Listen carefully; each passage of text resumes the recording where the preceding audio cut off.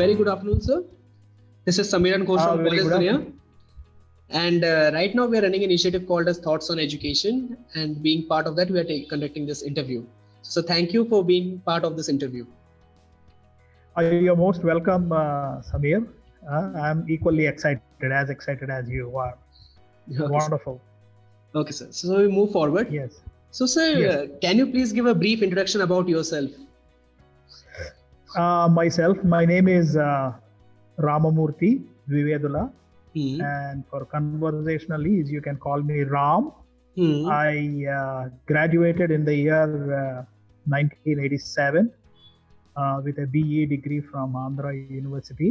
Hmm. And then I did my MTech from IIT Delhi. Okay. I worked in several places. Once in Maharashtra for a spell of something like 14 years, and then in Andhra Pradesh at 3 or 4 colleges. For some time in Sri Vidyaniketan Engineering College, Tirupati, and then Godavari Institute, Rajahmundry, Hmm. and then Ideal Institute, Kakinada, and then I'm currently working with Satya Institute of Technology and Management. Hmm. My MTech specialization is design of mechanical equipment, Hmm. and then PhD, my specialization is systems and controls engineering. And Okay. I started taking administrative jobs I think over the past 8 years or 9 years. I have a total of maybe around 32 years experience. Over the past 9 years, I've been taking administrative assignments, and maybe if I last long, this would be my last administrative assignment. Okay, And sir. I'm excited about it. I definitely wish you for your long health. Yeah. Okay, sir. So, as you told me, you have been part of the educational group for a long time, and you are connected to the education sector for a long time. So, sir, what actually keeps you connected to the educational sector? What interests you the most in this sector? I think I started my career on 27 October 1987 Mm-hmm. with a bachelor's degree. Mm-hmm. In 1987, I think there were only 7 engineering colleges in whole of Andhra Pradesh, Okay. and very fortunately, each one of us graduating around that time, 1983, 84, 85, 87, we have maybe 2 job offers in hand, each one graduating, Wow. because there are same number of public sector undertakings and only 7 colleges. Almost everybody got a job. Yes. But the very first offer I got was in educational sector in Maharashtra, Okay. where I was taken as a lab, kind of a lecturer, lab technician, something like that in manufacturing process. And I was really excited at showing some things. I was working more in lab at that time, manufacturing process lab, like melting metal and pouring it and making patterns and foundry, things like that. I got interested. Then my real interest started when I did my MTech from IIT Delhi. There were a couple of professors, Professor VP Agrawal, Professor BC Nakra, then Okay. Professor Asnani, Professor JS Rao. When I saw all of them and the way they are dedicated, I thought I will do my PhD. And in fact, the problem for my PhD kind of formed when I took one controls course from BC Professor BC Nakragaru. And Okay. then when I did my PhD, I worked for a period of maybe 4 or 5 years in an industry that is related to control systems. And when I had to come back, the thing that looked most attractive was a job in Kakinada, teaching job, because that could keep me earning money as well as near my mother. Okay. And that's how I started my journey, and I'm here now. That's really a great story about your past and how you came to this point.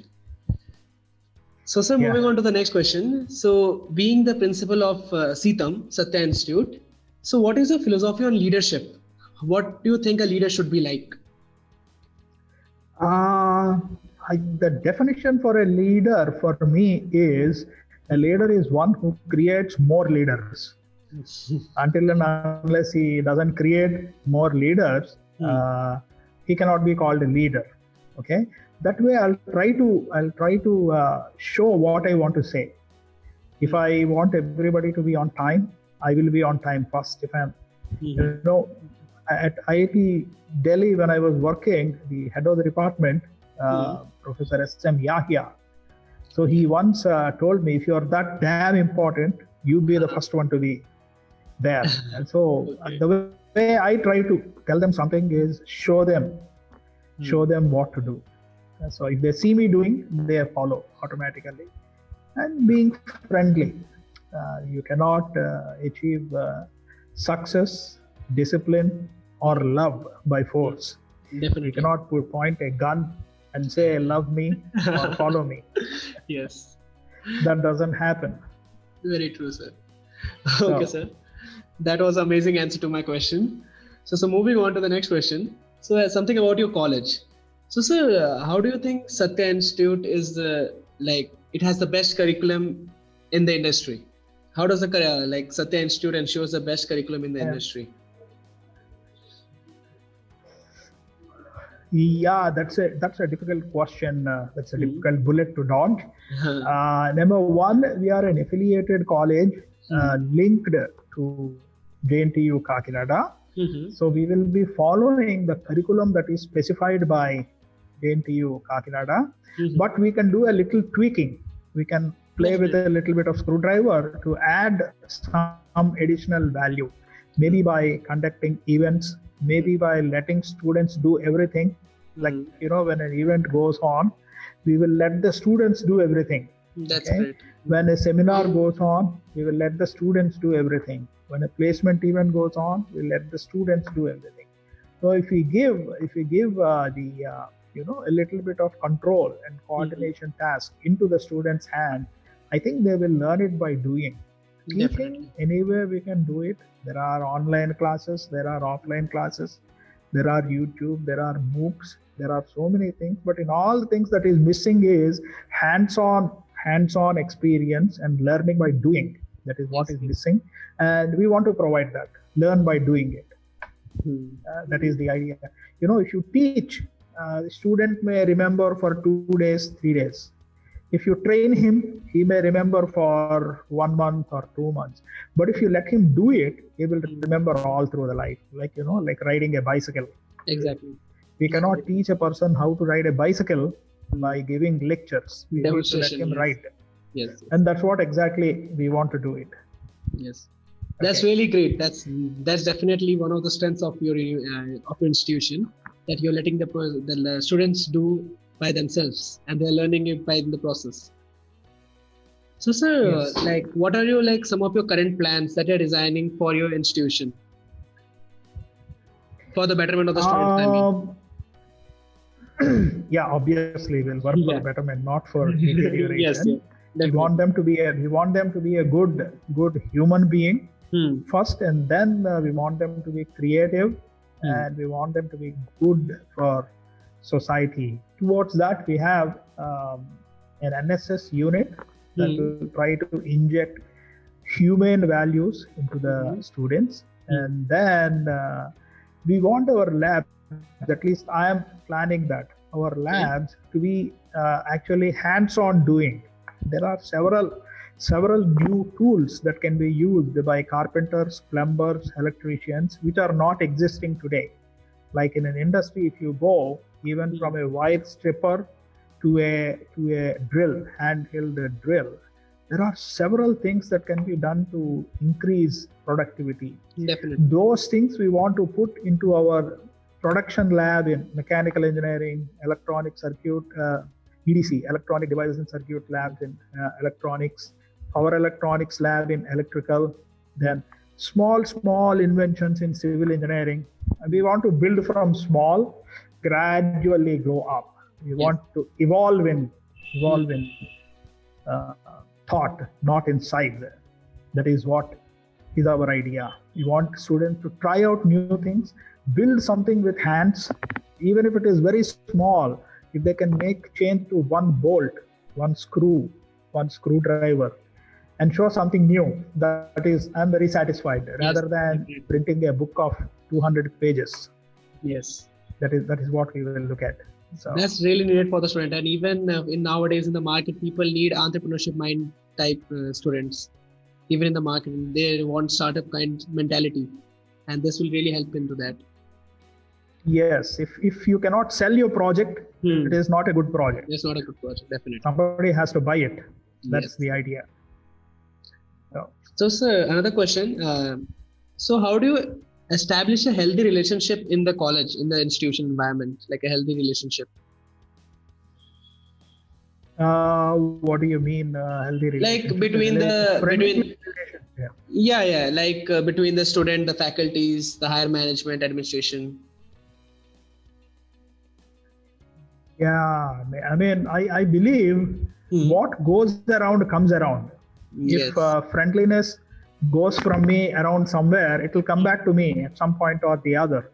If I am good to my boss, he's got to be good to me. If I am good to teachers, they need to be good to me. Yes. If I am good to students, if I ask him as simple a question as, "Hi friend, what can I do for you?" Yes. The moment he comes in, and if I ask that simple question, "What can I do for you?" that will evoke kindly, and if you ask it with a smile, as good a smile as possible, then obviously the response will be good. Very nice. Maybe he's cursing me under his breath in his heart, but he will give a smiling reply, like what you're doing now. I don't know, sir. Definitely. Sir, so my next question will be, so the most of the intake is from the local areas only, like from around your campus only. So sir, in general, there are a lot of economically poor background people also, the students who come from economically poor background. So is the institution taking any steps to support this economically poor background people? Very fortunately for us, many of them, they fall under the scheme of the present Chief Minister, Jagan Mohan Reddy Garu, through his Vidya Divana, Vasati Divana. So tuition fees wise, they don't face many problems. Other problems, in a friendly way, we will deal with it. Our college management also in a very friendly way and very generous way, they offer scholarships, and there are cash prizes for people who excel in their studies. And labs, we keep them clean, and in fact we are trying to start a program, earn while you learn, like employ them in doing certain work, so they can earn their own money. It's not like we giving them something. There's a daan nahi de rahe. They are earning. We are empowering them. That is what we want them to earn. More than seek donation. So by this, they will also value the cost of money. One program that we want to start. They know cost of money, and they can put it as experience on their resume. That is definitely very important. What we want to do. So, sir, anything else you would like to add on about your institution that the people won't know already? Yes, Seetham is a very friendly institute. We all will be very friendly. Because our size is small, we can maintain a personal touch, whether we can do or whether we cannot do. Lot of things for students, we want to listen to them very patiently, and I think that is the first step. If we all learn to listen to others' problems and try to sympathize, solutions by themselves will come. I think nobody needs to create solutions. People are ready to listen to. At some point or the other, it will create a small spark, and that spark will become a bright flame to show the path. The solution will automatically come in. That's what I believe. No, that's really a great statement by you, and that's very true. So, sir, I would like to end the interview with a short question. Is there any suggestion you would like to give to the current youth and the aspiring students from your side?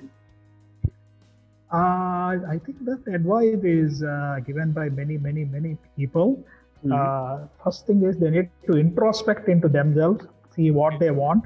Like, there is mad craze going on now towards computer science, and each and everybody wants to become Bill Gates. Yes, there is nothing wrong in doing that, but one has to look into oneself and see, am I a good mechanical engineer? Am I a good civil engineer? Am I a good electrical engineer? And then jump into it. Once you like what you're doing, that will be very great. It's like a nice marriage. In a marriage, the boy has to like the girl has to like the boy, and both of them need to do something both in the day and night, and then something productive will come. It's like a marriage. Choosing a career is much more than like a marriage. One has to like what he's studying, then he can excel in it. And there is no limit. I mean, if he likes what he's doing, and if he puts in work, there is nothing that he cannot achieve. That students have to realize, and parents have to encourage. Like, I don't know whether you have seen that movie or not. Geetanjali Saxena. What is that name?